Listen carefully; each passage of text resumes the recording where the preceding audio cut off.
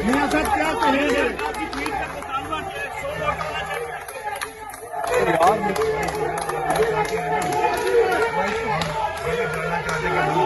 भाई तो मत करो भाई, क्यों है? अब 2 रुपए की रोटी आज 20 रुपए की क्यों मिल गई? आज 10 रुपए किलो की सब्जी आज 20 रुपए क्यों बिकती है? 100 रुपए का डॉलर आज 300 रुपए का क्यों हो गया? गरीब का जीना मुश्किल हो गया।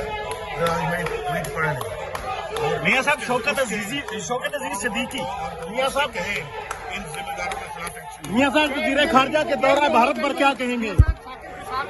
मियां साहब वज़ीर खारजा के दौरा भारत पर क्या कहेंगे?